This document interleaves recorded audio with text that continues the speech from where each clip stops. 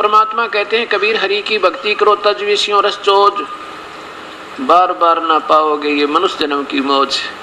आज कितना सुंदर शरीर भगवान ने दिया हमारे को, हम इसमें जब चाहे पानी पी ले, प्यास लगे तो भूख लगे तो खाना खा ले। गर्मी सर्दी से बचने के लिए 25 प्रबंध कर रखे हमने, कई मकान बना रखा है कि तो पंखे और कूलर और एसी का प्रबंध कर लिया। मच्छरों से और माखियों से बचने के लिए मच्छरदानी, ऑल आउट और पंखे न जाने कितने प्रबंध कर लिए। और एक भगवान के ना बजने से क्या बनेगी अपने साथ, ना तो समय पर आहार मिलेगा जब हम पशु बन जाएंगे, और रस्से से बंध जाएंगे, पेट में दर्द होगा और टांग में दर्द होगा, दवाई पेट के दर्द की दी जावे बनवाने, क्योंकि वो बोल कर बता नहीं सकता मेरे पेट में दर्द है या पैर में दर्द है या किधर और तकलीफ है। प्यास लगी होगी, पानी नहीं पिलाया जाएगा, चारा डाल देंगे। और भूख लगी होगी, चारा ना मिला मनमाना पानी तालाब में जा छोड़े।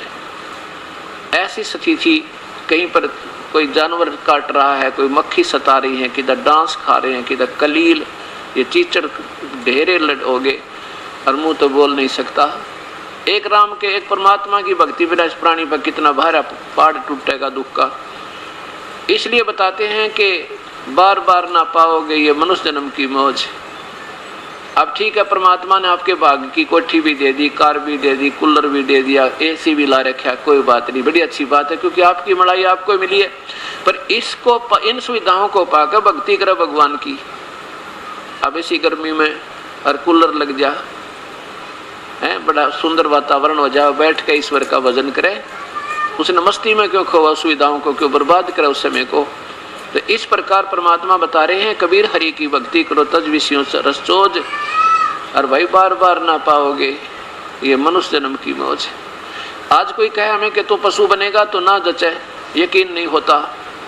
क्यों नहीं होता? क्योंकि समय पर टूक मिले और जी करे जब गुटी ला ले, ओका पाड़े, दुनिया ने ठग ठग के घर भर भर लग रहे, और कल मर जाएंगे, परसों कुछ भी कोई नहीं, कुछ भी अपने साथ नहीं होगा।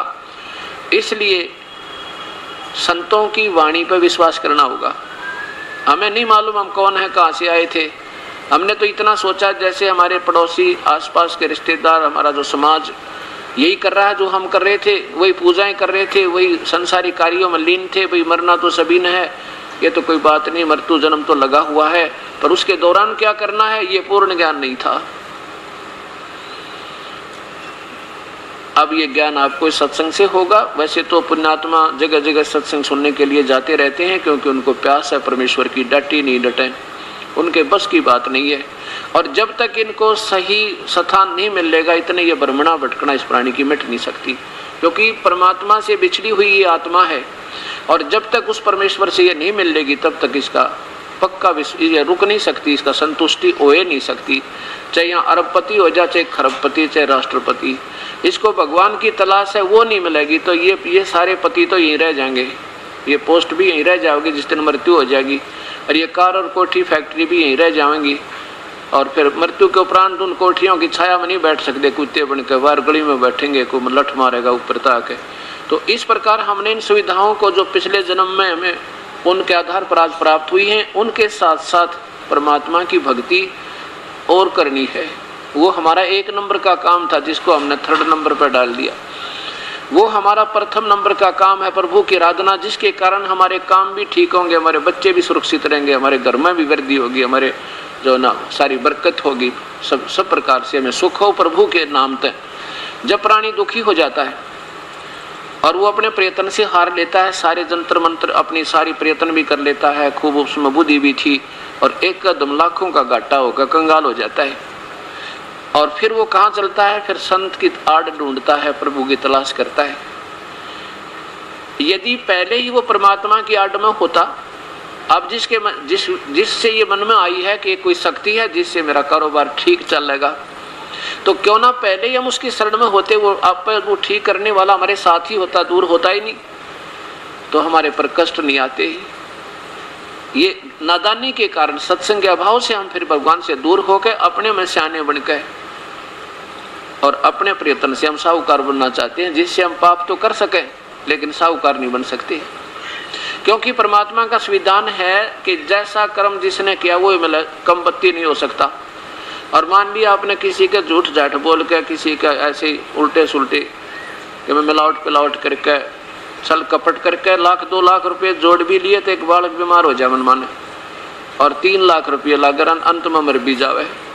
वो जोड़ा हुआ धन 2 नंबर से वो पाप तो ज्यों के त्यों है, वो धन भी नहीं रहा और वो एक संतान भी गई और पाप ज्यों के तो रह गई, जो फिर भोगने होंगे आपको। तो अगर हम सत्संग में आवे, विचार करें परमात्मा पे, क्यों ना उस परमात्मा को एक नंबर पर रखें जो सारे काम करे, जिससे हमारे बच्चे भी सुखी, उनका प्रोटेक्शन बचाव भी बने, और हमारे जब परमात्मा प्रसन्न हो जाएगा तो आप पे काम सरें। और जो ऐसा पैसा बीमारी में लगना था, किसी मुकदमे में जाना था, उसका वो बंद हो जाए, आप पर बरकत होगी, घर में सारी बीमारी दूर हो जाएगी प्रभु की चरणों में। तो कहते हैं कबीर, दुख में सुमरण सब करें, सुख में करे ना कोई, जय सुख में सुमरण करें, दुख काहे को होए। सुख में सिमरण किया नहीं, दुख में करते याद, कह कबीरता दास की ही कौन सुने फरियाद।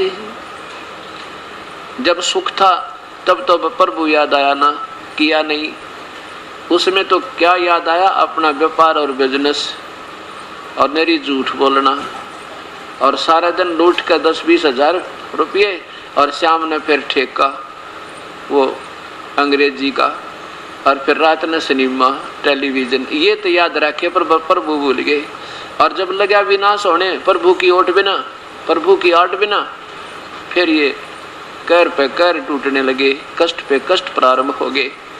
फिर ये चला परमात्मा की तलाश में, फिर वो परमात्मा ना मिल रहा, फिर ये फिर लुटे कहाँ, कितना था दिखाने वाले पे, कितना बुझा पर निकालने वाले पे, कितने जंतर मंत्र बताने वाले पे खूब फेर लुटे, और फिर अंत में नास्तिक हो जावे कि भगवान कहीं को ना।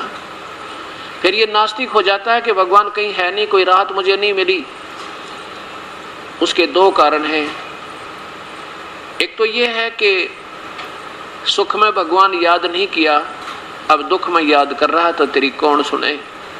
दूसरा कारण ये है कि तू अभी तक उस संत के पास नहीं पहुंच पाया जो उस परम पिता पूर्ण ब्रह्म का प्रतिनिधि है, जो भगवान हमारे कर्म के दंड को काट देता है। वो परमात्मा कौन है? वो पूर्ण ब्रह्म है, परम अक्षर पुरुष है, वही तीनों लोकों में प्रवेश करके सबका धारण पोषण करता है।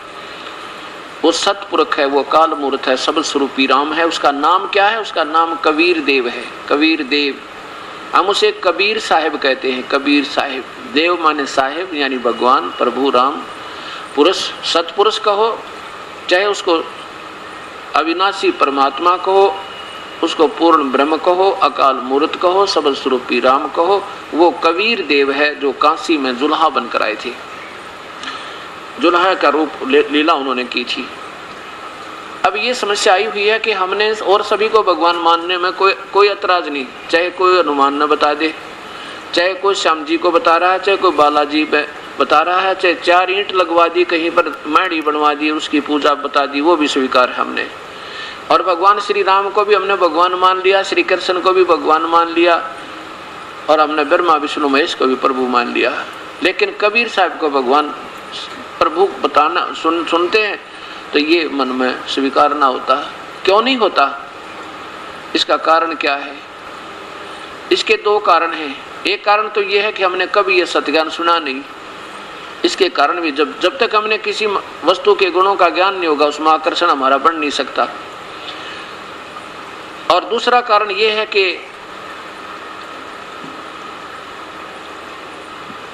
ये काल जो है ये नहीं चाहता कि पूर्ण परमात्मा को, इस आत्मा का ज्ञान, आत्मा को ज्ञान हो जा।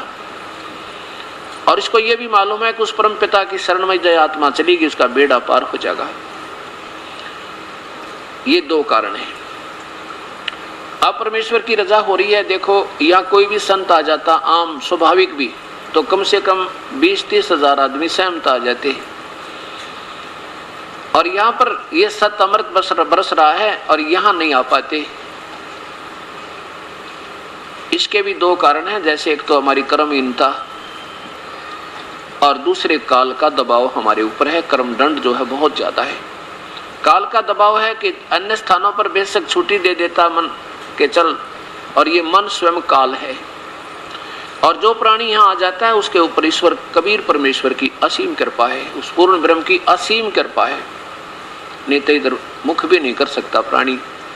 आज इतना जो है व्यस्त जीवन हो गया प्राणी का, मानुष का, कि एक पल का चैन नहीं, और मिलना वही है जो मस्तिष्क में स्थित एक नया पैसा ये प्राणी प्राप्त नहीं कर सकता, क्योंकि संविधान भूल गया भगवान का।